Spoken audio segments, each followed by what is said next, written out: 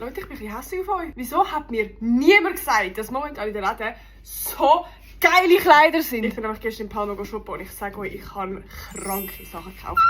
Ich fange mal an mit dem Shirt. Ich habe schon so lange eins gesucht, das auf der Seite so ein bisschen offen ist und das sieht auch geil aus. Aber das Wichtigste, es ist weißer Stoff und man sieht nicht durch. Dann kommen wir zu etwas, das ich wirklich schon so lange gesucht habe. Ich wüsste nicht, wie viele verschiedene Varianten ich von dem schon probiert habe. Es hat alles scheiße ausgesehen. Und zwar ein Jeans-Shirt. Wirklich jeder, den ich probiert habe, hat entweder oben gut gesessen und dafür habe ich nachher keine Beinfreiheit gehabt oder unten hat es gut gesessen und ich habe einfach keine Luft mehr bekommen. Und das ist der erste, der gut aussieht und ich bin so verliebt. Dann haben wir das Oberteil, das ist auch einfach nur schön und ich finde, das macht so ein schönes Dekolleté. Und mir gefällt die Farbe auch. Wir kommen zu einem Basic Top. Ich habe so einen Olive-Grün und ich liebe es und ich kann es jetzt in braun holen. Weil ich habe mir gedacht, das passt noch mega gut zu diesem Rock. Den habe ich auch gestern gekauft. Das ist so ein weißer, langer Rock. Und das sieht so geil aus. Ich finde, das ist wirklich etwas, was man so muss in diesem Kleiderschrank im Sommer. Es ist so schön, es ist stylisch und es ist bequem und es ist luftig. Es ist einfach... Da hat es noch ein Basic-Shirt, aber ich finde das Schnitt geil. Ich trage normalerweise nie so Oversize-Shirts, obwohl ich es eigentlich mega geil finde vom Style. Und das Shirt hat noch so ein bisschen spezielleren Schnitt. Das hat noch ein bisschen mehr einen spicy Touch. Die Haarklammer hat auch unbedingt mit. Ich habe die schon in Silber und ich